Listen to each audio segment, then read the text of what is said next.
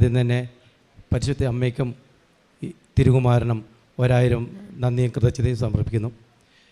എൻ്റെ പേര് ബേബി കുര്യൻ എന്നാണ്. എൻ്റെ ഭാര്യയുടെ പേര് ബിന്ദു. ഞങ്ങൾ കാസർഗോഡ് ജില്ലയിൽ നിന്നാണ് വരുന്നത്. കാസർഗോഡ് ജില്ലയിലെ കാഞ്ഞങ്ങാടിനടുത്ത് കാഞ്ഞിരട്ടക്കം എന്ന സ്ഥലത്തല്ല, സെൻറ്റ് ജോർജ് ചർച്ച് ഇടഭാഗങ്ങളാണ് ഞങ്ങൾ.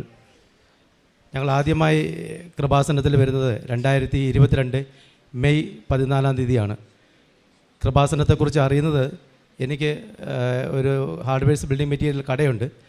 ആ കട നടത്തിക്കൊണ്ടിരിക്കുന്ന സമയത്ത് എൻ്റെ ഒരു ബന്ധുവാണ് ആദ്യമായിട്ട് കൃപാസനത്തിൻ്റെ പത്രം എൻ്റെ കടയിൽ കൊണ്ടുതരുന്നത്. ഞാനതൊന്ന് മറച്ചു നോക്കി ആ ടേബിളിൻ്റെ സൈഡിൽ തന്നെ വെച്ചു. കുറച്ച് നാളുകൾ കഴിഞ്ഞ ശേഷം വീണ്ടും ഒരു കൃപാസനത്തിൻ്റെ പത്രം ഞങ്ങൾക്ക് കിട്ടി. പക്ഷേ ആ സമയങ്ങളിലെല്ലാം ഒരു 2-3 വർഷങ്ങളായിട്ട് ഞങ്ങൾ ഒരുപാട് സാമ്പത്തിക പ്രയാസങ്ങൾ, മാനസിക പ്രശ്നങ്ങൾ എന്ന് വേണ്ട അനുഭവിക്കാൻ ഒരു മനുഷ്യൻ അനുഭവിച്ച് തീർക്കേണ്ട എന്തെല്ലാം പ്രയാസങ്ങളാണോ ആ കാലഘട്ടത്തിലൂടെയാണ് കടന്നു പോകുന്നത്. ചിലപ്പോൾ നിങ്ങൾക്ക് അറിയാൻ പറ്റുമായിരിക്കും, കാസർഗോഡ് ജില്ലയിലെ കാഞ്ഞങ്ങാടിനടുത്ത് പെരിയ എന്ന് പറയുന്ന സ്ഥലത്ത് 2019 നടന്ന ഇരട്ടക്കൊലപാതകം. ആ ഇരട്ടക്കൊലപാതകം കേരളത്തിൽ തന്നെ ഞെട്ടിച്ച ഒരു സംഭവമാണ്. അപ്പോൾ അതുകൊണ്ട് ആ സംഭവം നടന്ന ആ കാലഘട്ടം തൊട്ട് തന്നെ ഞങ്ങൾക്ക് ഒത്തിരി സാമ്പത്തിക പ്രയാസമാണ്. ഞാൻ പറഞ്ഞില്ല, എനിക്കൊരു ഹാർഡ്വെയർസ് ബിൽഡിംഗ് മെറ്റീരിയൽ കച്ചവടമാണ്. നല്ല രീതിയിൽ പ്രവർത്തിച്ച് പോകുന്ന ഒരു കച്ചവട സ്ഥാപനമായിരുന്നു. ടൗണിൻ്റെ തൊട്ട് സെൻറ്ററിൽ തന്നെയുള്ള സ്ഥാപനം. ഈ സംഭവം നടന്നതിന് ശേഷം അവിടെ പോലീസിൻ്റെ പ്രളയം, ബിസിനസ് സ്ഥാപനങ്ങളെല്ലാം അടച്ചുപൂട്ടി, നിരപരാധികളെ ജയിലടക്കാൻ തുടങ്ങി. അങ്ങനെ നടന്നു പോകുന്ന 2-3 മാസം കാലഘട്ടം നടന്നുപോയി. ഇതിനിടയിൽ ഞാൻ ഏത് സമയത്തും കടയിൽ തന്നെ ഉണ്ടാകുന്നത്. നമ്മുടെ ഈ കൊലപാതകമായിട്ടോ അല്ലെങ്കിൽ ഇത്തരം സംഭവങ്ങളായിട്ട് യാതൊരു ബന്ധമില്ലാത്ത ആളാണ്. ഒരു ദിവസം ഞാൻ കടയിലിരിക്കുമ്പോൾ ഒരു പോലീസ് വണ്ടി കടയുടെ തൊട്ട് സമീപം ഓപ്പോസിറ്റ് വന്ന് നിർത്തുകയും അതിൽ SI എന്നെ രൂക്ഷമായിട്ട് നോക്കുന്നത് കണ്ടപ്പോൾ എനിക്ക് തോന്നി മിക്കവാറും എന്നെ പിടിക്കാനുള്ള ഒരു തയ്യാറെടുപ്പാണ്. കാരണം അവിടെയുള്ള ഏകദേശം ആൾക്കാരെ ജയിലിനകത്താക്കിയിട്ടുണ്ട്. അപ്പോൾ അതുകൊണ്ട് എന്ത് വന്നാലും എന്നെ പിടിക്കുമെന്ന് കണ്ടതുകൊണ്ട് ഞാൻ പതുക്കെ എൻ്റെ കൂടെ ഒരു ജോലിക്കാരനെ കൂടിയാണ്. അവനോട് ചോദിച്ചു, എന്നെയാണോ അയാൾ നോക്കുന്നത് പറയുമ്പോൾ അവൻ പറഞ്ഞു, നിങ്ങൾ തന്നെയാണ് നോക്കുന്നത് പറഞ്ഞു. ഞാൻ പതുക്കെ കടയുടെ അകത്തു കൂടി തന്നെ സൈഡിൽ കൂടി നടന്ന് അവിടുന്ന് ഓടി. സ്കൈ ബ്ലൂ ഷർട്ടാണ് ഞാൻ ഇട്ടത്. ഞാൻ കാലിൽ ചെരുപ്പ് പോലും ഇട്ടില്ല. ഞാൻ ഓടി തൊട്ട് പുറകിൽ റബ്ബർ തോട്ടമാണ്. അന്നേരം ഇത് ഈ CID ഉള്ളതുകൊണ്ട് ആ പുറകുവശത്ത് CID വരുന്നുണ്ട്. അപ്പോൾ ഞാനത് അവരുണ്ടാകുന്നത് നമുക്ക് അറിയുന്നില്ല. ഓടി രക്ഷപ്പെടാൻ നോക്കിയതാണ്. പക്ഷേ അവരെന്നെ അവിടുന്ന് പിടിക്കുക, ഒരു 1/2 കിലോമീറ്ററോളം ഓടി രക്ഷപ്പെടാൻ നോക്കി. പിടിച്ചുകൊണ്ട് വന്ന് ചോദിച്ചപ്പോൾ ഞാൻ ചോദിച്ചു, ഞാൻ എന്ത് തെറ്റാണ് ചെയ്തത്? പറഞ്ഞു, എല്ലാ സ്റ്റേഷനിൽ എത്തിയിട്ട് പറയാമെന്ന് പറഞ്ഞു. അവിടെ കൊണ്ടുവന്ന് ചെയ്ത ശേഷം എൻ്റെ പേരിൽ ഒരു 9 കേസ്, ചെയ്യാത്തതും ചെയ്തു പോലെ എല്ലാം എന്തൊക്കെയാണ് എഴുതി ചേർക്കാൻ പറ്റുന്ന ആ രീതിയിൽ കേസുകളെല്ലാം എഴുതി ചേർത്ത് എന്നെ ഒരാഴ്ച ജയിലടക്കുകയായി. നിരപരാധിയായി ഞാൻ ആദ്യമായിട്ട് പോലീസ് സ്റ്റേഷനിൽ, ഞാനൊരു പെറ്റി കേസിലും ഇടപെടാത്ത വ്യക്തിയാണ്. ആദ്യമായിട്ട് പോലീസ് സ്റ്റേഷനിൽ കയറി ജയിലിൽ കടന്നു. അവിടുന്ന് തിരിച്ചു വന്നു. വീണ്ടും ബിസിനസ് സ്ഥാപനം ഒരു നടന്നുകൊണ്ട് പോയി. എൻ്റെ സ്റ്റാഫ് നോക്കുന്നുണ്ടായിരുന്നു എങ്ങനെ നടന്നു. പക്ഷേ അവിടുത്തെ കച്ചവടമെല്ലാം അവസാനിക്കുക ചെയ്ത് ആൾക്കാർ വരാതെയായി. അവിടെ നിന്ന് ഇങ്ങോട്ട് വന്നു. പിന്നെ കോവിഡ് വന്നു, സ്ഥാപനം അടച്ചു, ഒരു നിവൃത്തിയില്ല. എനിക്ക് കുറച്ച് ബാങ്ക് ബാധ്യതയുണ്ടായിരുന്നു. ആ ബാങ്ക് ബാധ്യത അടച്ചു തീർക്കാൻ പറ്റാതായി. ബാങ്ക് ലോണുകൾ, ചിട്ടികൾ, ബിസിനസ്സിൻ്റെ സപ്ലൈസിന് കൊടുക്കാനുള്ള പൈസകൾ അതെല്ലാം പെൻഡിങ് വരികയും സ്ഥാപനം തന്നെ നിലനിൽക്കാൻ പറ്റാത്തൊരവസ്ഥയായി. ഞാൻ അന്നേരം പലിശക്കാരെ അറിയാമല്ലോ, നിങ്ങൾക്ക് സാമ്പത്തിക പ്രതിസന്ധി വരുമ്പോൾ നമ്മൾ ആദ്യം ആശ്രയിക്കുന്ന പലിശക്കാരെയാണ്. അങ്ങനെ പലിശക്കാരെ ആശ്രയിച്ച് അവർ പലിശയ്ക്ക് വാങ്ങിച്ചു. ചിലപ്പോൾ ഇന്ന് ബിസിനസ് ശരിയാവും, നാളെ ശരിയാവുമെന്ന് പറഞ്ഞ് ഓരോ ദിനവും തള്ളി നീക്കി. ബാങ്കിൻ്റെ ലോൺ 2019 തൊട്ട് ഈ കഴിഞ്ഞ 1 മാസം വരെ എനിക്ക് അടച്ചു തീർക്കാൻ പറ്റാതെയായി. അത് ഏകദേശം ഒരു 80 ലക്ഷം രൂപയോളം കടബാധ്യത വന്നു. നിങ്ങൾ അറിഞ്ഞാൽ ഞെട്ടിപ്പോവും. എനിക്ക് ഏകദേശം 1,20,00,000 രൂപയോളം കടബാധ്യതയുണ്ട്. പലിശ കടന്ന് തന്നെ കയറി 20 ലക്ഷം. ആസ്തി ഉണ്ടായിരുന്നു, ആസ്തികളൊന്നും വിൽക്കാൻ പറ്റില്ല. ഞാൻ ഇവളോട് പറഞ്ഞു, നമുക്ക് ഏതായാലും ആസ്തികൾ വിൽക്കാം, ആസ്തികൾ വിറ്റ് ഈ കടബാധ്യത തീർക്കാമെന്ന് പറഞ്ഞ് നോക്കിയപ്പോൾ ഇത് എടുക്കാൻ വരണ്ടേ. ഏകദേശം ഒരു 1.5-2 കൊല്ലം കഴിഞ്ഞ് ജനുവരി തൊട്ട് ഇങ്ങോട്ടുള്ളതാണ് ഞങ്ങൾ ശ്രമിക്കുന്നു. ടൗണിൽ തന്നെയുള്ള കട വിൽക്കാമെന്ന് തീരുമാനിച്ചു. മറ്റെല്ലാം എളുപ്പത്തിൽ വിൽക്കാൻ പറ്റത്തില്ല. അപ്പോൾ ടൗണിൽ അത് വിൽക്കാൻ വേണ്ടി 22 സെൻറ്റ് സ്ഥലം, ഏകദേശം ഒരു 3500 സ്ക്വയർ ഫീറ്റ് കെട്ടിടും. അത് വിൽക്കാം. ഏകദേശം 1.5 കോടി രൂപ ഞങ്ങൾക്ക് ഇത് കിട്ടും. അങ്ങനെ ഞാൻ കടബാധ്യത മുഴുവൻ തീർത്ത് ഞങ്ങൾ സ്വസ്ഥമാകാൻ പറ്റും. അത് പറഞ്ഞ് ഞാൻ അങ്ങനെ ഒരു ബ്രോക്കർമാരായിട്ട് ബന്ധപ്പെട്ട് പലരെയും വിളിക്കാൻ തുടങ്ങി. ഈ 1.25 കൊല്ലത്തിനിടയിൽ ഏകദേശം 50-ലധികം ബ്രോക്കർമാർ വന്നു. അവർ വന്ന് നോക്കി, ഇപ്പോൾ ശരിയാക്കാം. അവർ വരുന്നതിന് മുമ്പ് കമ്മീഷൻ ചോദിക്കും. ആദ്യം അവർക്കുള്ള കമ്മീഷനാണ് ചോദിക്കുന്നത്, പിന്നെ പാർട്ടി വരിക. പിന്നെ ഒരു 10-ലധികം പാർട്ടി വന്നു. അവർ വന്ന് നോക്കിയപ്പോൾ അതിന് ഒന്നില്ലെങ്കിൽ ബിൽഡിങ്ങിൻ്റെ കുറ്റം പറയും, അല്ലെങ്കിൽ പിന്നെ വാടകയില്ലെന്ന് പറയും, അല്ലെങ്കിൽ സ്ഥലത്തിൻ്റെ കുറ്റം പറയും. എല്ലാവരും വന്ന സ്പീഡിലങ്ങ് പോയി. ഇങ്ങനെ നിൽക്കുന്ന ഈ അവസ്ഥയിലാണ് ഞങ്ങൾ ഈ കൃപാസനത്തിൽ വരുന്നത്. കൃപാസനത്തിൽ ആശ്രയിച്ച് ഇവിടെ വന്ന മാതാവിൻ്റെ അടുത്ത് ഞങ്ങൾ കരഞ്ഞിരുന്ന് പ്രാർത്ഥിച്ചു.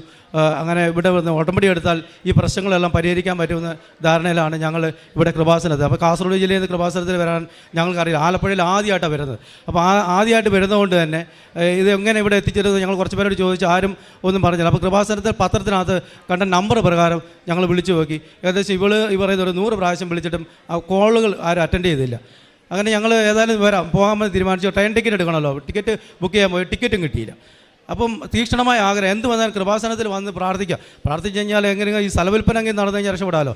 അതിൻ്റെ അടിസ്ഥാനത്തിൽ ഞങ്ങൾ ജനറൽ കമ്പാർട്ട്മെൻറ്റ് കയറി ഇവിടെ ആലപ്പുഴയിൽ ഇറങ്ങി പരിശുദ്ധ അമ്മ അവിടുന്ന് ഞങ്ങൾ ഓട്ടോറിക്ഷയിൽ ഇവിടെ ഈ കൃപാസനത്തിൻ്റെ പുണ്യഭൂമിയിൽ ഞങ്ങൾ എത്തിച്ചു. ഞങ്ങൾ അത്ഭുതപ്പെട്ടു പോവുകയാണ്. ഒരു സഹായത്തിന് ആരുമില്ലായിരുന്നു. ഇവിടെ വന്ന് ഇറങ്ങി വെളുപ്പിനെ വന്ന് ഇറങ്ങി വാച്ച്മാനെ കണ്ടു, അകത്ത് കയറി. അന്ന് അവിടെ മെയിൻ്റെനൻസ് നടക്കുകയാണ്. അവിടെ ഇരുന്ന് ഞങ്ങൾ പ്രാർത്ഥിച്ചു. കുറച്ച് കഴിഞ്ഞാണ് ഈ പള്ളിയുടെ അമ്മ മാതാവിനെ കാണാൻ പറ്റിയത്. അങ്ങനെ ഇതിനകത്ത് കയറി എൻ്റെ ഭാര്യ ഇവിടെ ഇരുന്ന് കരഞ്ഞ് പ്രാർത്ഥിക്കുന്നു. ഞാൻ കുറച്ച് മാറി നിന്നു. കാരണം ഒരാണല്ലേ എന്ന് കരുതി ഞാൻ കുറച്ചൊക്കെ മാറി നിന്നു. എല്ലാ കാര്യത്തിലും കുറച്ച് പുറകെ നിൽക്കുന്നത്. അങ്ങനെ പ്രാർത്ഥിച്ചു. കുറച്ച് കഴിഞ്ഞ് കുർബാന കഴിഞ്ഞു. അച്ഛൻ്റെ ടോക്കുകൾ വരാൻ തുടങ്ങി. സത്യം പറഞ്ഞാൽ ഈ മനുഷ്യന് നമ്മൾക്ക് എല്ലാവർക്കും ചില ദൗർബല്യങ്ങൾ ഉണ്ടാവുമല്ലോ. എനിക്ക് 52 വയസ്സ് പ്രായമുണ്ട്. എൻ്റെ ചെറുപ്പം തൊട്ട് അച്ഛൻ്റെ ഒരു ടോക്കിൽ പെട്ടെന്ന് എൻ്റെ പരിശുദ്ധ അമ്മയിലേക്ക് എൻ്റെ ശ്രദ്ധ പോയി. അപ്പോൾ ടോക്കിൽ അച്ഛൻ പറഞ്ഞതെന്ന് പറഞ്ഞാൽ നമ്മൾക്ക് ഈ അന്യാതിഥിപ്പെട്ട് കിട്ടുന്ന മുതലുകളുണ്ടല്ലോ, ചെറിയ എന്തെങ്കിലും ആകട്ടെ, അങ്ങനെയുള്ള കാര്യങ്ങളെല്ലാം നമ്മൾ അതിൽ നിന്നും ശ്രദ്ധ മാറ്റി നമ്മളതൊക്കെ ഒഴിവാക്കി പോകണം. അപ്പോൾ ഞാൻ പെട്ടെന്ന് എൻ്റെ മനസ്സിലേക്ക് പോയി. കാരണം പറഞ്ഞാൽ നമ്മുടെ വീടിൻ്റെ തൊട്ട് അടുത്ത പറമ്പാണെങ്കിലും അവിടെ ഒരു തേങ്ങ എടുക്കുന്നുണ്ടെങ്കിൽ നമ്മുടെ കണ്ണി കാണാൻ കാലം തട്ടി നമ്മുടെ പറമ്പിലിടും. അപ്പോൾ അത്രയ്ക്ക് ശീലങ്ങളൊക്കെ ഉള്ളതുകൊണ്ട് ഞാൻ ആ ശീലം എൻ്റെ മനസ്സിൽ പെട്ടെന്ന് പതിയും. അങ്ങനെയാണെങ്കിൽ അച്ഛൻ്റെ ടോക്കിലൂടെ ഒരു മാറ്റം വരുത്തണമല്ലോ. ഈ 52 കൊല്ലം ഉള്ള ഈ ചെറിയ മാറ്റം വരുത്തണമല്ലോ. ഞാൻ ആദ്യം അത് അവിടെ ഇരുന്ന് ആദ്യത്തെ ഒരു തീരുമാനം എടുത്തു. ഇങ്ങനെയുള്ള ശീലങ്ങൾ ആദ്യം തന്നെ നമുക്ക് മാറ്റാം. അങ്ങനെ മാറ്റുമ്പോൾ തന്നെ ജീവിതത്തിൽ ഒരുപാട് മാറ്റങ്ങൾ ഉണ്ടാകുമെന്ന് ഞാൻ കരുതി. ആദ്യം തന്നെ അങ്ങനെ ഞാൻ ഉടമ്പടി എടുക്കുന്നതിന് മുമ്പ് തന്നെ ഒരു തീരുമാനം അങ്ങനെ എടുക്കുകയും ചെയ്തു. അപ്പോൾ ഉടമ്പടി എടുക്കാൻ വേണ്ടി ഞാൻ ഇവളും കൂടി ഇവിടെ വന്നെങ്കിലും ആരെടുക്കണമെന്നുള്ള തീരുമാനത്തിൽ കൺഫ്യൂഷൻ ഉണ്ടായിരുന്നു. അപ്പോൾ ഉടമ്പടി എടുക്കാൻ വേണ്ടി ഞാൻ എടുത്താൽ അത് അത്ര പൂർത്തീകരിക്കാൻ പറ്റുമെന്ന് എനിക്ക് തോന്നിയില്ല. കാരണം ഞാനൊരു കച്ചവടക്കാരനാണ്, നുണയെ പറയാൻ പറ്റത്തുള്ളൂ. ഈ ഇവിടെ നമ്മുടെ തൃശ്ശൂരൊക്കെ ഉണ്ടാകുന്ന സാധനം ഞാൻ ഡൽഹിയിൽ ഉണ്ടാക്കിയ സാധനമാണെന്ന് പറഞ്ഞ് വിൽക്കുന്ന ഒരാളാണ്.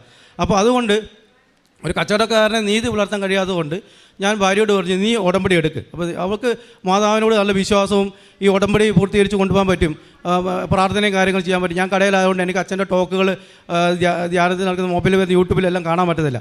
അപ്പോൾ ഇവളോട് ഞാൻ പറഞ്ഞു, നീ ഉടമ്പടി എടുക്ക്. ഞാൻ സൂത്രത്തിൽ സത്യം പറഞ്ഞാൽ ഒഴിഞ്ഞു മാറിയതാണ്. കാരണം ഉടമ്പടിയിലെ നിബന്ധനകളും കാര്യങ്ങളൊക്കെ അച്ഛൻ ഇവിടുന്ന് പറഞ്ഞപ്പോഴേ എനിക്ക് മനസ്സിലായി ഇത് എന്നെക്കൊണ്ട് സാധിക്കത്തില്ല. സാധിക്കാത്ത കാര്യം ദൈവത്തിന് മുമ്പിൽ വെറുതെ ഏറ്റെടുത്ത് ഇപ്പോൾ ഉള്ള കടബാധ്യതയുടെ മുകളിൽ ഇനിയും വലിയ ബാധ്യത ഏറ്റെടുക്കണ്ടെന്ന് പറഞ്ഞ് ഞാൻ സ്വയം തന്ത്രത്തിൽ ഒഴിവായിട്ട് ഇവളോട് പറഞ്ഞു, നീ ഉടമ്പടി എടുക്കാൻ പറയും. അങ്ങനെ ഇവൾ ഉടമ്പടി എടുത്ത് ഞാനിവിടെ ടോക്കുകളും ബാക്കി കാര്യങ്ങളും കേട്ടുകൊണ്ട് തന്നെ ഇരുന്നു. ഉടമ്പടി വന്നു. അപ്പം സത്യത്തിൽ പറഞ്ഞാൽ ഞങ്ങൾ ആദ്യമായിട്ട് വരുന്നതുകൊണ്ട് ഇവിടുത്തെ കാര്യങ്ങളൊന്നും അറിയാത്തത് കൊണ്ട് തന്നെ ഞാൻ കുറച്ച് നേരം അവിടെ മാറിയിരുന്നപ്പോൾ തന്നെ ഈ ഉടമ്പടി എടുത്തവർ പരിശുദ്ധ അമ്മേനെയും കൊണ്ട് വരുന്നുണ്ടല്ലോ. അപ്പം എനിക്കിത് അറിയില്ലായിരുന്നു. അപ്പം മണി അടിക്കുന്നു എനിക്ക് പെട്ടെന്ന് വന്ന് ഒരു വിളിവിളി കിട്ടിയ പോലെ ഞാൻ ചാടി എഴുന്നേറ്റ് ആ രൂപം കൊണ്ട് വരുമ്പോൾ പെട്ടെന്ന് പോയി അമ്മയെ തൊട്ട് വണങ്ങി. അപ്പോൾ ഞാൻ വിചാരിച്ചു ഏതോ പള്ളിയിൽ നിന്ന് പ്രദക്ഷിണമായിട്ട് വരുന്നതായിരിക്കും. ഇത് ഉടമ്പടി എനിക്കറിയത്തില്ല. അപ്പോൾ അങ്ങനെ ആയിരിക്കും വിചാരിച്ചു 3 പ്രാവശ്യം ഞാൻ അവിടെ നിന്ന് ഇവിടം വരെ വരും. ഇതിനകത്തോട് കയറാൻ പറ്റിയല്ല. അങ്ങനെ തിരിച്ചു പോകും. പിന്നെ ഇവിടെ തിരിച്ചു വന്ന് ഉടമ്പടി എടുക്കാൻ വേണ്ടി അവിടെയായിരുന്നു അന്നേരം ഉണ്ടായിരുന്നത്, നമ്മുടെ ആദ്യത്തെ ഭാഗത്ത്. അവിടെ നിന്നാണ് എനിക്ക് മനസ്സിലായത് ഇത് ഉടമ്പടി എടുത്ത് വരുന്നവരാണ് ഈ കൂടെ വന്ന് ഇവിടെ പത്രിക ഇടാൻ വേണ്ടി അമ്മമാതാവിൻ്റെ അടുത്ത് വരുന്നതാണ് ഞാൻ അറിയുന്നത് തന്നെ. ഞങ്ങൾ ഉടമ്പടി എടുത്ത് ഇവിടുന്ന് സന്തോഷത്തോടെ തിരിച്ചു പോയി. ഉടമ്പടിയിലെ കാര്യങ്ങൾ പൂർത്തീകരിക്കാൻ വേണ്ടി ഞാൻ എൻ്റെ ഭാര്യയുടെ കൂടെ, ഞാൻ എടുത്തില്ലെങ്കിൽ എല്ലാ കാര്യത്തിലും പ്രാർത്ഥനയുടെ കാര്യത്തിലും പ്രത്യക്ഷ പ്രാർത്ഥന, പ്രഭാത പ്രാർത്ഥന, അതുപോലെ പത്രം കൊണ്ട് കൊടുക്കുന്ന കാര്യങ്ങളിൽ എല്ലാം അവളോട് കൂടെ തന്നെ സഹകരിച്ചു പോകും. പക്ഷേ ഞാൻ പറഞ്ഞില്ല, എൻ്റെ ഒരു കച്ചവടക്കാരൻ എന്ന നിലയിൽ നീതി പുലർത്താൻ പറ്റാത്തതുകൊണ്ട് ഉടമ്പടി എടുക്കാതെ ഞാൻ മാറിയിരുന്നു. പക്ഷേ ഞങ്ങളുടെ ഉടമ്പടി പറഞ്ഞ കാര്യങ്ങൾ ഇവൾ 6 എണ്ണം എഴുതിയെങ്കിലും 2-3 എണ്ണം ഇവൾക്ക് കിട്ടി. പക്ഷേ മർമ്മപ്രധാനമായിട്ട് ഞങ്ങൾ ഈ ബിൽഡിംഗ് വിൽക്കുക അല്ലെങ്കിൽ ഈ ബാധ്യത തീർക്കുക എന്നുള്ള കാര്യം നടക്കുന്നില്ല. അപ്പം കൺമുമ്പിൽ അത്ഭുതം നടക്കാത്തതുകൊണ്ട് എനിക്ക് സത്യം പറഞ്ഞാൽ വിശ്വാസം വരുന്നില്ല. പകുതി വിശ്വസിക്കും, പകുതി വിശ്വസിക്കില്ല. അങ്ങനെ ഇവളോട് ചോദിക്കും, നീ എന്നും പ്രാർത്ഥിക്കുന്നുണ്ട്, ഇതുപോലെ എല്ലാം ടോക്കും കേൾക്കുന്നുണ്ട്, എല്ലാം ചെയ്യുന്നുണ്ട്, നമുക്ക് ഇത്രയും പ്രശ്നങ്ങളുണ്ട്, എന്നിട്ട് ഇതുവരെ ഈ സ്ഥലം വെക്കാൻ പറ്റുന്നില്ല. ഞാനുള്ള ബ്രോക്കർമാരെ മുഴുവൻ വിളിച്ചു, എല്ലാവരോടും സംസാരിച്ചു, എല്ലാവരും വരുന്നു വന്ന് അങ്ങ് പോകുന്നു, നടക്കുന്നില്ല, എന്ത് ചെയ്യാൻ പറ്റും, മാതാവിനോട് ഇനി ഏത് രീതിയിൽ നമ്മൾ പ്രവർത്തിക്കാം. ഇവൾ അധികം സംസാരിക്കത്തില്ല. എൻ്റെ ഈ നിരാശയും പ്രശ്നം കാരണങ്ങൾ എന്ത് മറുപടി പറയാൻ നമുക്ക് തന്നെ അറിയില്ല. അതുകൊണ്ട് കൂടുതൽ ഒന്നും പറയാതെ ഇവൾ പ്രാർത്ഥനാ നിരതമായിട്ട് വീട്ടിൽ പോകും, ഞാൻ കടയിൽ പോകും. എൻ്റെ പഴയ ശീലം നമ്മൾക്കറിയാമല്ലോ, ഈ നുണ പറയുക എന്നുള്ളൊരു ശീലങ്ങളുണ്ടല്ലോ, കച്ചവടക്കാരനെ സംബന്ധിച്ച് നുണ പറയേണ്ടി വരും. എൻ്റെ ശീലം അങ്ങനെ തുടർന്നുകൊണ്ട് പോയി. ഒരു അവസരത്തിൽ എനിക്ക് തോന്നി ഇത് ഒരു കുടുംബത്തിൻ്റെ നാഥൻ എന്ന നിലയിൽ ഞാൻ ഉടമ്പടി എടുക്കാത്തത് കൊണ്ടായിരിക്കാം ചിലപ്പോൾ അമ്മ മാതാവ് എന്നെ പരീക്ഷിക്കുന്നത്. അപ്പോൾ അന്ന് ഇവൾ ഉടമ്പടി എടുത്ത് വന്നതിന് ശേഷം ഈ ബാധ്യത ഈ പലിശക്കാരെല്ലാവരും ഉണ്ടായിരുന്നില്ല, ഇവരെല്ലാവരും കൂടി എന്നെ അങ്ങ് അറ്റാക്ക് ചെയ്ത് എൻ്റെ കാലും കൈയും കെട്ടി എനിക്ക് ഒന്നും ചെയ്യാൻ പറ്റത്തില്ല. ബാങ്ക് പ്രശ്നം, വണ്ടിയുടെ ലോൺ, സപ്ലൈസ്, പലിശക്കാർ, ഇവരെല്ലാവരും കൂടി ഇപ്പോൾ തരണം കാശെന്ന് പറഞ്ഞാൽ ഞാൻ എവിടെ നിർത്തി കൊടുക്കാൻ? ഒന്നിലും ആത്മഹത്യ ചെയ്യണം, അല്ലെങ്കിൽ നാട് വിടണം. അങ്ങനെ ഇരിക്കുക ഞാൻ ഇവിടെ പറഞ്ഞു ഒന്നിലും ഞാൻ കൃപാസനത്തോട്ട് ഞാൻ പോവുക പ്രാർത്ഥിക്കാൻ, എന്തെങ്കിലും തീരുമാനമായിട്ട് അച്ഛനെ പോയി കാണാൻ പറ്റുമോ എനിക്കറിയത്തില്ല ഞാൻ നോക്കട്ടെ, അല്ലെങ്കിൽ ഞാൻ ആത്മഹത്യ ചെയ്യും. അങ്ങനെ പറഞ്ഞുകൊണ്ടിരിക്കും. പിറ്റേ ദിവസം രാവിലെ അച്ഛൻ്റെ ഒരു ടോക്ക്, എല്ലാ ദിവസവും ടോക്ക് ശ്രദ്ധിക്കുന്നതുകൊണ്ട് ഒരു ടോക്ക് വന്നു, അച്ഛൻ്റെ ഒരു ടോക്ക് വന്നു, പിന്നെ നീ ആത്മഹത്യ ചെയ്യരുത്. ആ ടോക്ക് ഇപ്പോൾ എനിക്ക് അയച്ചു വന്നു. ഞാനത് നോക്കിയപ്പോൾ അത് എന്നെക്കുറിച്ച് തന്നെ പറയുന്നതാണ്. അപ്പോൾ എനിക്ക് തോന്നി ഇനി ആത്മഹത്യ ചിന്തിക്കണ്ട, നേരെ കൃപാസനത്തിൽ പോകും. അപ്പോൾ ഇവർക്ക് 3 മാസമായിട്ട് ഉടമ്പടി പുതുക്കാനായി. അപ്പോൾ ഞാൻ പറഞ്ഞാൽ ഞാനൊരു കാര്യം ചെയ്യാം, ഞാൻ ഉടമ്പടി എടുക്കാം, ഇനി എന്ത് വന്നാലും. പിന്നെ മദ്യപാനം അങ്ങനത്തെ ശീലങ്ങളൊന്നും ഇല്ലാത്തതുകൊണ്ട് പേടിക്കാനൊന്നുമില്ല. ഈ നുണ പറയുക, പിന്നെ പള്ളിയിൽ പോവുക, അങ്ങനത്തെ കാര്യങ്ങളൊക്കെ ഉണ്ടല്ലോ. അപ്പോൾ അത് പിന്നെ കുമ്പസാരിക്കുക, അങ്ങനെയല്ല അതിനകത്തുള്ള കുറച്ച് കാര്യങ്ങൾ നീതി വളർത്താൻ പറ്റാത്ത പ്രശ്നങ്ങളേ ഉണ്ടായിരുന്നത്. അപ്പോൾ ഞാൻ പറഞ്ഞു ഞാൻ കുടുംബനാഥൻ നിലയിൽ ഞാൻ ഉടമ്പടി എടുക്കാം. ഇനി ദൈവം ചിലപ്പോൾ മാതാവ് ഇത് കണ്ടു കാണും, ഞാൻ ഒളിഞ്ഞു മാറിയത്, അതുകൊണ്ട് ഈ പ്രശ്നം പരിഹരിക്കണം, ഞാൻ തന്നെ ഉടമ്പടി എടുക്കാമെന്ന് പറഞ്ഞു. അങ്ങനെ 2022 ഓഗസ്റ്റ് 13 ഞങ്ങൾ വീണ്ടും കൃപാസനത്തിൻ്റെ ഈ മണ്ണിൽ കാലുകുത്തുകയും ഞാൻ ഇവിടെ വന്ന് അമ്മയോട് പറഞ്ഞ് പ്രാർത്ഥിച്ച് ഞാൻ എൻ്റെ തെറ്റുകളും കുറ്റങ്ങളും മുഴുവൻ പറഞ്ഞ് പ്രാർത്ഥിക്കുകയും അതനുസരിച്ച് ഞാൻ ഉടമ്പടി എടുക്കുകയും വളരെ സന്തോഷത്തോടെ ഇവിടുന്ന് തിരിച്ചു പോവുകയും ചെയ്തു. ഒരു കാര്യം ഞാൻ നിങ്ങളോട് വ്യക്തമായിട്ട് അറിയാം, നമ്മുടെ ജീവിത പ്രശ്നങ്ങൾ എന്തൊക്കെയാണ് അത് നമ്മുടെ യുക്തിക്കും ബുദ്ധിക്കും നമ്മൾ നോക്കാതെ ഹൃദയം കൊണ്ട് പരിശോധിക്കും. ഹൃദയം കൊണ്ട് പരിശോധിക്കുമ്പോൾ മാത്രമേ നമ്മുടെ പ്രശ്നങ്ങളിൽ എത്രമാത്രം ദൈവം ഇടപെടുന്നുണ്ട് അറിയാൻ പറ്റുള്ളൂ. യുക്തിക്കും ബുദ്ധിക്കാണ് ഞാൻ ചിന്തിച്ചുകൊണ്ടിരുന്നത്. എൻ്റെ യുക്തിക്കും ബുദ്ധിക്കും ഞാൻ ആൾക്കാരെ വിളിച്ച് ഇത് വിൽപ്പിക്കാനും പരിശ്രമിച്ചു. പക്ഷേ ഞാൻ ദൈവത്തിൽ ആശ്രയിച്ചില്ല. നിങ്ങളോട് ഞാൻ പറയാൻ ദൈവത്തിൽ ആശ്രയിക്കുക, ദൈവത്തിൽ സമയം. അച്ഛന് പറയുന്ന ഒരു ടോക്ക് ഞാൻ ശ്രദ്ധിച്ചിരുന്നു, സർവ്വവും തോറ്റു കഴിയുമ്പോൾ നമ്മൾ പരാജയപ്പെട്ടെന്ന് കാണുമ്പോൾ മാതാവിനെ വിളിച്ച് അപേക്ഷിക്കുക, ഈശോയിൽ അഭയം പ്രാപിക്കുക. ഞാൻ 2 കൈകൾ ഉയർത്തി ക്രൂശിത രൂപത്തിൽ മുമ്പിൽ കൈകൾ പൊക്കി ഞാൻ പറഞ്ഞു ഞാൻ തോറ്റു. ഇനി ഞാൻ ഈ സ്ഥലം വിൽപ്പനയ്ക്ക് വേണ്ടി ബ്രോക്കർമാരെ വിളിക്കുന്ന പരിപാടിയില്ല. അമ്മ മാതാവ് ഇത് നടത്തി തരുക, ഇല്ലെങ്കിൽ ഈ പ്രശ്നം എങ്ങനെ വേണമെങ്കിലും നിങ്ങൾ പരിഹരിക്കട്ടെ. അമ്മ മാതാവിൻ്റെ സമർപ്പിച്ചുകൊണ്ട് ഞാൻ ഈ പ്രശ്നം എൻ്റെ ഉടമ്പടിയിൽ ഞാൻ എഴുതിയിട്ടു, അമ്മ മാതാവിനെ ഏൽപ്പിച്ചു. ദൈവകൃപയാൽ ഞങ്ങളെ പ്രേക്ഷിത പ്രവർത്തനങ്ങളെല്ലാം ആദ്യം ചെയ്തതിനേക്കാൾ ഊർജ്ജസ്വലമായിട്ട് ഗവൺമെൻറ് ആശുപത്രി സന്ദർശിക്കുകയും ഞങ്ങൾക്ക് രോഗികളെ കാണുകയും ഞങ്ങൾ ദാരിദ്ര്യത്തിൽ നിന്നും ഈ സമ്പദ് വ്യവസ്ഥയിലുള്ള എന്തെങ്കിലും കൊടുക്കുകയും വൃദ്ധസദനങ്ങൾ സന്ദർശിക്കുകയും അതുപോലെ എൻ്റെ ജീവിതത്തിൽ ഞാൻ ഈ പ്രഭാതത്തിൽ പള്ളിയിൽ പോകുന്ന പരിപാടിയില്ലായിരുന്നു. ഈ പ്രാവശ്യം 8 നോമ്പ് എല്ലാ ദിവസവും പള്ളിയിൽ പോവുകയും പറ്റുന്ന ദിവസങ്ങളെല്ലാം രാവിലെ പള്ളിയിൽ പോയും വിശുദ്ധ കുർബാന സ്വീകരിക്കുകയും അതുപോലെ ഉടമ്പടി പറഞ്ഞ കാര്യങ്ങളെല്ലാം കുമ്പസാരം 2 ദിവസം കൂടുമ്പോൾ കുമ്പസാരവും എല്ലാം ഞങ്ങൾ പങ്കെടുക്കുകയും വളരെ തീക്ഷ്ണതയോടെ ഉടമ്പടിയിൽ പറഞ്ഞ കാര്യങ്ങളെല്ലാം ഞങ്ങൾ നിവർത്തിക്കുകയും ചെയ്തു. അതുപോലെ ഞാൻ പറഞ്ഞില്ലേ ഞാൻ ആ കൊലക്കേസ് പുറത്ത് ഞാൻ ജയിലിൽ പോയി കടന്നെന്ന് പറഞ്ഞ് ആ ജയിലിൽ പോയി കടന്ന ആ വ്യക്തിയുടെ ഇന്നും ആ കൊലക്കേസ് പ്രതി ജയിലുണ്ട്. അദ്ദേഹത്തിൻ്റെ അപ്പൻ എന്നോട് ഭയങ്കര ശത്രുതയായിരുന്നു. ഞങ്ങൾ ഈ പത്രം കൊണ്ട് ഞങ്ങൾക്ക് വീടുകളിൽ പോകുമ്പോൾ തന്നെ ഈ പുള്ളിയെ വഴിക്ക് വെച്ച് കണ്ടപ്പോൾ ഇവളെന്നോട് പറഞ്ഞു നമുക്ക് ആ പത്രം ആ പുള്ളിക്ക് കൊടുക്കാമെന്ന് പറഞ്ഞു. എനിക്കൊരു പേടിയായി. ഞാൻ പറഞ്ഞു വേണ്ട കൊടുക്കണ്ട നിൽക്കേ. പിന്നെ പതുക്കെ ഞാൻ സ്കൂട്ടിയിലാണ് പോയത്. ആ സ്കൂട്ടി പതുക്കെ പോയി ഈ മനുഷ്യൻ്റെ മുമ്പിൽ പോയി നിന്നു. അദ്ദേഹം എൻ്റെ മുഖത്തോട് ക്രൂശമായിട്ട് നോക്കി. ഉടനെ ഉടനെ പത്രം എടുത്തു കൊടുത്തു. പത്രം കൃപാസനത്തിൽ പത്രം കൊടുത്തു. ഇത് കൃപാസനത്തിൽ പത്രമാണ്, ഞങ്ങൾ ആലപ്പുഴയിൽ പോയി പ്രാർത്ഥന നടത്തിയിട്ട് വരുന്നു. അപ്പോൾ നിങ്ങൾ ഇതുപോലെ പള്ളിയിൽ പോകണം, പ്രാർത്ഥന കച്ചവടം. ആ മനുഷ്യൻ ഇതെല്ലാം സാക്ഷരം ശ്രദ്ധിച്ച് കേട്ടു. ഒരു അക്ഷരം പറഞ്ഞു. ഞാൻ വിചാരിച്ച എന്നെ തെറി വിളിക്കുന്നതായി ഒന്നും പറഞ്ഞില്ല. അത് പറഞ്ഞു നല്ല ദൈവം നിങ്ങളെ അനുഗ്രഹിക്കട്ടെ എന്ന് പറഞ്ഞ് അവിടെ നിന്ന് പോരുകയായത്. അങ്ങനെ അത്രമാത്രം പ്രേക്ഷിത പ്രവർത്തനങ്ങൾ ഞങ്ങൾ ചെയ്തു. എന്നിട്ടും ഈ വിൽപ്പന നടക്കുന്നില്ല. ഈ വിൽപ്പന നടന്നെങ്കിൽ എൻ്റെ കടബാധ്യത തീരത്തില്ല. എന്ത് ചെയ്യും? അങ്ങനെ എനിക്ക് ഒരു ദിവസം ഒരു അച്ഛൻ്റെ ടോക്ക് കേട്ടു. അപ്പോൾ ആ ടോക്കിനകത്ത് ഒരു സാക്ഷ്യം പറയുന്നത് കേട്ടു. ഒരു വ്യക്തി ഇതുപോലെ ഞങ്ങൾ ചെയ്ത് അതേപോലെ തന്നെ എല്ലാം പാലിക്കുകയും ചെയ്തു. എല്ലാം പാലിച്ചിട്ടും ആ വ്യക്തി പരീക്ഷ എഴുതിയപ്പോൾ ആ പരീക്ഷ പരാജയമായി. ആ കുട്ടിക്ക് ഒത്തിരി വിഷമം വന്നു. പിന്നെ ഇങ്ങനെ പ്രാർത്ഥിക്കുന്നത് പ്രാർത്ഥിച്ചുകൊണ്ട് പ്രയോജനം. അതുപോലെ ഞങ്ങളും ചിന്തിച്ച ഇത്രമാത്രം പ്രാർത്ഥിക്കുകയും ഇത്രമാത്രം ചെയ്തിട്ടും ഒരു മനുഷ്യന്മാർ പറയാം ഈ ബ്രോക്കർമാർ മുഴുവൻ സ്ഥലം വിട്ട് ഒറ്റ ഒരാളില്ല ഇത് വിൽക്കാൻ വേണ്ടിയിട്ട്. ഞാൻ വിളിച്ച് മടുത്തു, എല്ലാം ഉപേക്ഷിച്ചു. അങ്ങനെ നിൽക്കുകയാണ്. അപ്പോൾ ഈ ടോക്ക് കേട്ടപ്പോൾ ടോക്കിൽ അത് റീവാലുവേഷൻ എന്നൊരു പദം ആ കൊച്ചു ഉപയോഗിച്ചു. വീണ്ടും ആ കുട്ടി ആ പരീക്ഷ റിവാലുവേഷൻ ചെയ്തു. ആ കുട്ടി ജയിച്ചു. അപ്പോൾ ഇവിടെ എന്നോട് പറഞ്ഞു ഈ സ്ഥലം നോക്കാൻ വന്ന ആരാണ്? ആ ആളെ നമ്മൾ റിവാലുവേഷൻ റിവൈൻഡ് ചെയ്യും, നിങ്ങൾ ഓർമ്മയിൽ തിരിച്ചെടുത്തിട്ട് ആ മനുഷ്യനെ ഒന്ന് വിളിക്കാൻ പറഞ്ഞു. ഞാൻ പെട്ടെന്ന് ഓർമ്മയിൽ ആ നമ്പർ എൻ്റെ കയ്യിലുണ്ടായിരുന്നു. ഉടനെ ആ മനുഷ്യൻ വിളിച്ചു. 1.5 കൊല്ലം മുമ്പ് ആ മനുഷ്യൻ വന്ന് നോക്കിയിട്ട് ഒരു വില പോലും അറിയാതെ നോക്കിയതിനേക്കാൾ സ്പീഡിൽ പോയ വ്യക്തിയാണ്. പിന്നെ ഞാൻ ഇവൾ പറഞ്ഞതുകൊണ്ടും വിശ്വാസ അടിസ്ഥാനത്തിൽ ഞാൻ വിളിച്ച ഉടനെ ആ ഫോൺ അയാൾ അറ്റൻഡ് ചെയ്തു. ഒരു ദിവസം വൈകിട്ടാണ് അറ്റൻഡ് ചെയ്തപ്പോൾ ഞാനിങ്ങനെ എന്നെ പരിചയപ്പെടുത്തി കാര്യം പറഞ്ഞപ്പോൾ തന്നെ അയാൾ സ്ഥലം വിറ്റില്ല.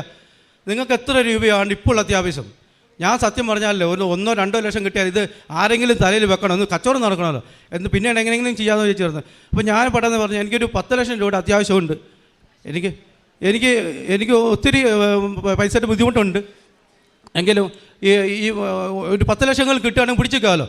അപ്പോൾ ഞാൻ ആ 10 ലക്ഷം നോക്കാം. അപ്പോൾ ഈ 10 ലക്ഷത്തിൻ്റെ ഇത് പറയുന്നതിന് മുമ്പ് എൻ്റെ കഴുത്തിൽ ഏത് സമയത്തും പിന്നെ കാശ് രൂപം ഞാനത് കൊന്തയുടെ കൂടെ കെട്ടിയിട്ടുണ്ട്. ഞാൻ ഓട്ടോമാറ്റിക് എടുത്ത ശേഷം ഈ കാശ് രൂപം എപ്പോഴും എൻ്റെ കൂടെ തന്നെയുണ്ട്. എല്ലായിടത്തും പോകുമ്പോൾ തന്നെ എന്നെ ഒത്തിരി സഹായിച്ചിട്ടുണ്ട്. ഈ കാശ് രൂപം ഞാൻ കെട്ടിയിട്ടുണ്ട്. ഈ കാശ് രൂപം ഞാനിങ്ങനെ കൈ പിടിച്ച് ഈ ഫോൺ ചെയ്ത 2 വ്യക്തിയെ ഫോൺ ചെയ്ത ഉടനെ അദ്ദേഹത്തിന് മറുവാദം ചോദ്യമാണ്, നിങ്ങൾക്ക് ഇപ്പോൾ എത്ര രൂപയുടെ അത്യാവശ്യം? ഞാൻ പറഞ്ഞു എനിക്കൊരു 10 ലക്ഷം രൂപ. അയാൾ പറഞ്ഞു ഞാൻ നോക്കട്ടെ 2-3 ദിവസത്തിൽ ഞാൻ വിവരം പറയാമെന്ന് പറഞ്ഞു. ഞങ്ങൾ നിരന്തരമായി പ്രാർത്ഥിച്ച അടിസ്ഥാനത്തിൽ വീട് ഞാൻ വിളിച്ചപ്പോൾ തന്നെ പറഞ്ഞു ഞാൻ ഒരു ഞായറാഴ്ച വരാമെന്ന് പറഞ്ഞു. ഞങ്ങൾ അത് തീക്ഷ്ണതയോടെ പ്രാർത്ഥിക്കാൻ തുടങ്ങി. ഇവളേലും കാശ് രൂപമുണ്ട്, ഇവളും ഉടമ്പടി എടുത്ത ആൾ, ഞങ്ങൾ ഡബിൾ ഉടമ്പടിയിലാണ് നിൽക്കുന്നത്. പ്രാർത്ഥിച്ചു. അദ്ദേഹം ഒരു 11:30 മണിക്ക് വന്നു, കട നോക്കി, അദ്ദേഹത്തെ എല്ലാം കാണിച്ചു കൊടുത്തു, എല്ലാം സംസാരിച്ചപ്പോൾ ഞാൻ വിചാരിച്ചാൽ സംസാരിച്ച് അങ്ങനെ പോകത്തുള്ളൂ എന്ന് പറഞ്ഞു. അദ്ദേഹം പറഞ്ഞു വീട്ടിലോട്ടൊന്ന് വരാൻ പറഞ്ഞു. ഞാൻ ക്ഷണിച്ചു. ഒരു കൂസലില്ലാതെ വീട്ടിലോട്ട് വന്നു. വീട്ടിൽ വന്നപ്പോൾ എനിക്ക് ഉറപ്പായി വീട്ടിൽ വന്നു കഴിഞ്ഞാൽ എന്തായാലും ഈ പ്രാർത്ഥനയിൽ ഇവളും കാശ് രൂപമുണ്ട്, എന്തായാലും ഈ മനുഷ്യൻ ഇന്ന് ഇവിടെ എനിക്ക് ടോക്കൺ തരാതെ പോകത്തില്ല എന്ന് ഞാൻ അത്രമാത്രം വിശ്വസിച്ചു. അങ്ങനെ കൈ പിടിച്ചിരിക്കുകയാണ്. അപ്പം അതിന് മുമ്പ് തന്നെ ഞങ്ങൾ ഇവിടെ ഒരു കാര്യം വിട്ടുപോയി. ഞങ്ങൾ 2ാമത്തെ ഉടമ്പടി എടുക്കാൻ വരുമ്പോഴത്തേന് ഞങ്ങൾ ഈ പ്രശ്നം ബാങ്കിൻ്റെ ജപ്തി ഞങ്ങൾക്ക് വന്നിരുന്നു. അപ്പോൾ ബാങ്കിൻ്റെ ജപ്തി വന്നപ്പോൾ ജപ്തി നോട്ടീസ് ഞങ്ങൾക്ക് കിട്ടി. അതിന് മുമ്പ് ഒരു പ്രാവശ്യം അച്ഛനെ കാണാൻ ശ്രമിച്ചപ്പോൾ അച്ഛനെ കാണാൻ ഞങ്ങൾക്ക് അനുവാദം കിട്ടിയില്ല. രണ്ടാമത് ഞങ്ങൾ ഞാൻ പറഞ്ഞില്ല ഞാൻ ഉടമ്പടി എടുക്കാൻ വരുന്ന സമയത്ത് ഞങ്ങൾക്ക് ജപ്തി നോട്ടീസ് വന്നു. അപ്പോൾ ഒന്നിലും ജപ്തിയാകും 6 അപ്പോൾ അതെല്ലാം കൊണ്ടുവന്ന് പിന്നെ അവിടുന്ന് ടോക്കൺ കിട്ടി അച്ഛനെ കാണാൻ വേണ്ടി ഇവിടെ വന്നിട്ടുണ്ട്. അച്ഛനെ കണ്ട് സംസാരിച്ചു. അങ്ങനെ ജോസഫ് അച്ഛൻ ബഹുമാനപ്പെട്ട അച്ഛൻ പ്രാർത്ഥിച്ച് ഇവിടെ അമ്മമാതാവിൻ്റെ അടുത്ത് പ്രാർത്ഥിച്ച് ഞങ്ങൾക്ക് 3 കാശ് രൂപം തന്നായിരുന്നു. അപ്പോൾ ആ കാശ് രൂപത്തെ 3 ഈ സ്ഥലങ്ങളിൽ നിക്ഷേപിക്കാൻ പറഞ്ഞു. ഈ 3 സ്ഥലങ്ങളിലും ഞങ്ങൾ ഈ കാശ് രൂപം നിക്ഷേപിച്ചു. ഇവിടുന്ന് കൊണ്ട് തൈലം ആ കെട്ടിടത്തിലെല്ലാം തേച്ചായിരുന്നു, ഉപ്പ് വിതറിയായിരുന്നു. ഇത് വിതറിയിട്ടും ഏകദേശം 1 മാസത്തോളം ഇങ്ങനെ നടന്നുകൊണ്ട് വരികയാണ്. ഞങ്ങൾ പ്രാർത്ഥനയിൽ നിരതനായിരിക്കുകയാണ്. അച്ഛൻ എന്തായാലും ഈശോയോട് പ്രാർത്ഥിച്ചു തന്ന ഈ കാശ് രൂപം അവിടെ വിതറിയ ആ മണ്ണിൽ എന്ത് വന്നാലും വിൽക്കാൻ പറ്റുന്ന കുറച്ച് വിശ്വാസമുണ്ട്. അങ്ങനെ ഈ മനുഷ്യനോട് ഞങ്ങൾ ഇരിക്കുന്ന കാലഘട്ടത്തിലാണ് ഈ മനുഷ്യൻ വരുന്നത്. അപ്പോൾ മനുഷ്യനെ വീട്ടിലോട്ട് വിളിച്ചും വീട്ടിൽ വന്നു കഴിഞ്ഞാൽ ഞാൻ കാര്യങ്ങൾ പറയുമ്പോൾ ഞാൻ 2 ലക്ഷം രൂപ വിലകൾ സംസാരിച്ചു. വളരെ അകലെയാണ് അദ്ദേഹത്തിൻ്റെ വില നിൽക്കുന്നത്. ഞാൻ ഈ കാശ് രൂപ എൻ്റെ കയ്യിൽ തന്നെ പിടിച്ചിട്ടുണ്ട്, ഇവളും കാശ് രൂപം കയ്യിലെടുത്ത് പിടിച്ചിട്ടുണ്ട്. സംസാരിച്ച് വന്ന് ഞങ്ങൾക്ക് ദൈവം പരിശുദ്ധ അമ്മ വഴി ഞങ്ങളുടെ കടബാധ്യത ബാങ്കിൻ്റെ ജപ്തി തീർക്കേണ്ട 1 കോടിയിലധികം രൂപയ്ക്ക് തന്നെ ആ മനുഷ്യൻ ഈ കട എടുക്കാമെന്ന് ഞങ്ങൾ ഏൽക്കുകയും അവിടെ വെച്ച് തന്നെ അന്നേരം തന്നെ അദ്ദേഹം ടോക്കൺ മണി തരികയും ചെയ്തു. നിങ്ങളൊന്ന് മനസ്സിലാക്കണം, ബ്രോക്കർമാർ ആരുമില്ല, പരിശുദ്ധ അമ്മയാണ് ഇതിൻ്റെ മധ്യസ്ഥ. പരിശുദ്ധ അമ്മയുടെ മധ്യസ്ഥയിലാണ് ഇവിടെ വന്ന് ഈ മനുഷ്യൻ ഞങ്ങളുടെ അടുത്ത് വന്നതും ഞങ്ങൾ ഈ സ്ഥലവിൽപ്പന നടത്തുകയും ചെയ്തത്. ഞങ്ങൾ പരിശുദ്ധ അമ്മയാണ് ആശ്രയിച്ചത്. പറഞ്ഞല്ലോ ഒത്തിരി ബ്രോക്കർമാർ വന്നതാണ്, എല്ലാവരും പോയി, ഒരു ബ്രോക്കർമാരും ഇല്ല. അത്ര അവസരമാണ് പരിശുദ്ധ അമ്മ ഞങ്ങളെ സഹായിച്ചു. ഇപ്പോൾ അതിൻ്റെ എഗ്രിമെൻറ്റ് കഴിഞ്ഞ മാസം തന്നെ നടന്നു. അതിൻ്റെ ഏകദേശം എല്ലാ പൈസയും ഞങ്ങൾക്ക് ബാങ്കിൽ അടക്കേണ്ട ബാധ്യതകളെല്ലാം തീർത്തു. ഇനി രജിസ്ട്രേഷനിൽ നിന്നാണ് പരിശുദ്ധ അമ്മ തന്ന ഏറ്റവും ആദ്യത്തെ ഞങ്ങളെ അനുഗ്രഹമാണ് ഞങ്ങളിപ്പോൾ സാക്ഷ്യമായിട്ട് പറഞ്ഞത്. അതുപോലെ 2-3 സാക്ഷ്യങ്ങളോട് ഞങ്ങൾക്കുണ്ട്. അത് ഞാൻ ചുരുക്കി പറയാം. ഇപ്പോൾ ഇത്ര പറഞ്ഞു കൊണ്ട് തന്നെ ഇവിടെ എടുത്ത് വന്ന ഉടമ്പടിയിൽ ഇവിടെ അനുജത്തി സൗദി അറേബ്യയിലാണ് ജോലി ചെയ്യുന്നത്. പെട്ടെന്ന് പോയതേ ഉള്ളൂ. അവിടെ എത്തിക്കുമ്പോൾ സൗദി അറേബ്യയുടെ പ്രോമട്രിക് എക്സാം ഉണ്ട്. ആ എക്സാം എഴുതിയെങ്കിൽ മാത്രമേ അവിടെ നിലനിൽക്കാൻ പറ്റൂ. അപ്പോൾ ഇവിടുന്ന് ഉടമ്പടി എടുത്ത് പോയതിന് ശേഷം അവളുടെ എക്സാം വന്നു. അവൾ വിളിച്ച് പറഞ്ഞ് ഇങ്ങനെ എക്സാം ഉണ്ട്, ഒന്ന് പ്രാർത്ഥിക്കണമെന്ന് പറഞ്ഞു. അപ്പോൾ ഇവിടെ കൃപാസനത്തിലെ പ്രത്യക്ഷീകരണ പ്രാർത്ഥന അയച്ചു കൊടുക്കുകയും ഇവിടുത്തെ കാര്യങ്ങളൊക്കെ പറയുകയൊക്കെ ചെയ്തിട്ടുണ്ട്. അപ്പം അവൾ എക്സാം എഴുതാൻ പോയി. എക്സാം എഴുതി 2 മണിക്കൂറിൻ്റെ എക്സാമാണ്. 1/2 മണിക്കൂർ എഴുതിയുള്ളൂ. അവർക്കൊന്നും മനസ്സിലായില്ല. ആ എക്സാം അവൾ വിളിച്ചു പറഞ്ഞു ഞാനത് പരാജയപ്പെട്ടപ്പോൾ തിരിച്ചു വരേണ്ടി വരും എന്ന് ആദ്യം വിളിച്ച് പറഞ്ഞപ്പോൾ ഇവൾ പറഞ്ഞു നീ പേടിക്കണ്ട, നീ പ്രാർത്ഥിക്കുക, നീ നാളെ തിരിച്ചു വരുമ്പോൾ തന്നെ കൃപാസനത്തിൽ വന്ന് സാക്ഷ്യം പറയണം, ഞങ്ങൾ ഇവിടുന്ന് പ്രാർത്ഥിക്കാം എന്ന് പറഞ്ഞൊരു പ്രതീക്ഷണ പ്രാർത്ഥന അയച്ചു കൊടുത്തു. അവളുടെ റിസൾട്ട് വന്നു. അവിടുന്ന് 12 കുട്ടികൾ ആ പരീക്ഷ എഴുതാൻ വേണ്ടി പോയിരുന്നു. 12 പേരിൽ 11 പേരും പരാജയപ്പെട്ടു. ഈ 1/2 മണിക്കൂർ കൊണ്ട് എഴുതിയ ഇവൾ ജയിക്കുകയും ചെയ്തു. അതാണ് ഞങ്ങളുടെ 2ാമത്തെ സാക്ഷ്യം. 3ാമത്തെ ഒരു സാക്ഷ്യം എന്ന് പറഞ്ഞാൽ ഞാൻ എൻ്റെ ചേച്ചിക്ക് ക്യാൻസർ അസുഖം വന്നായിരുന്നു. അപ്പോൾ ഞാൻ ഇവിടുന്ന് വരുന്നതിൻ്റെ മുമ്പ് തന്നെ അവർക്ക് ചെറിയൊരു ഓപ്പറേഷൻ ഉണ്ടായിരുന്നു. അപ്പോൾ അത് പടർന്ന് പിടിക്കുമെന്നൊരു പേടിയുണ്ടായിരുന്നു. അപ്പോൾ ഞാൻ ഇവിടെ വന്നിട്ട് ഉടമ്പടിയിൽ ആ ക്യാൻസർ രോഗം മാറണമെന്ന് എഴുതിയിരുന്നു. അതിൻ്റെ അടിസ്ഥാനത്തിൽ അവർ 2 ടെസ്റ്റ് നടത്തിയാലും ആ 2 ടെസ്റ്റിൽ അവർക്ക് ക്യാൻസർ രോഗം പൂർണ്ണമായിട്ട് മാറി. അവർ ഉടമ്പടി എടുക്കാൻ ഇവിടെ വന്നിട്ട് ഇന്ന് അവർ ഉടമ്പടി എടുത്തിട്ടുണ്ട്. പരിശുദ്ധ അമ്മയ്ക്കും ഈശോയ്ക്കും ഞങ്ങൾ 1000 നന്ദി പറയുകയാണ്. അതുപോലെ ഒരു സാക്ഷ്യമുള്ളത് ഞങ്ങളുടെ മകൻ്റെയാണ്. അവന് പഠന വൈകല്യമുണ്ട്. അപ്പോൾ പഠന വൈകല്യം ഉള്ളതുകൊണ്ട് അവൻ +2 കഴിഞ്ഞ ശേഷം അവന് പഠിക്കാൻ എന്തിനു പഠനമെന്ന് ആലോചിക്കുമ്പോൾ ഒന്നും തരപ്പെട്ട് കിട്ടിയില്ല. അപ്പോൾ അവൻ ഏറ്റവും വലിയ ആഗ്രഹം മൊബൈൽ ടെക്നോളജി എഞ്ചിനീയറിംഗ് പഠിക്കണമായിരുന്നു. അപ്പോൾ അതിനാണെങ്കിൽ കിട്ടണമെങ്കിൽ അല്പം പ്രയാസവും. ഇവിടെ വെച്ച് ഉടമ്പടിയിൽ ഞങ്ങളിത് പറയുകയും അത് പ്രകാരം അവന് ആ മൊബൈൽ എഞ്ചിനീയറിംഗ് സീറ്റ് കിട്ടുകയും ഇന്ന് ഈ വൈകല്യമുള്ള ഇവനാണ് ഇന്ന് ആ ഇൻസ്റ്റിറ്റ്യൂട്ടിലെ നമ്പർ 1. എല്ലാ കാര്യത്തിലും മിടുക്കനായിട്ട് അവൻ പരിശുദ്ധ അമ്മ അവനെ മുന്നോട്ട് കൊണ്ടുപോവുകയാണ്. ഇത്രയും കാര്യങ്ങളാണ് ഞങ്ങളുടെ സാക്ഷ്യങ്ങളായിട്ട് ഞങ്ങൾ പറഞ്ഞത്. പരിശുദ്ധ അമ്മയ്ക്കും തിരുകുമാരനും 1000 നന്ദി പറഞ്ഞുകൊണ്ട് ഞങ്ങൾ നിർത്തുന്നു. കൈകളടിച്ചുകൊണ്ട്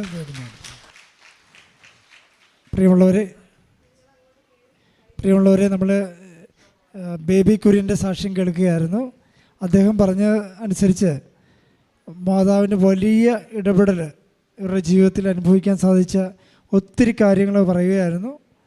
ബഹുമാനപ്പെട്ട ജോസഫച്ചൻ്റെ വചന ശുശ്രൂഷയിലൂടെ അദ്ദേഹം ആത്മഹത്യ ചെയ്യണമെന്ന് ചിന്തിച്ചിരുന്ന സമയത്ത് ഇവിടുന്ന് അച്ഛൻ്റെ വചനം പറയുകയാണ്, നീ ആത്മഹത്യ ചെയ്യരുതെന്ന്.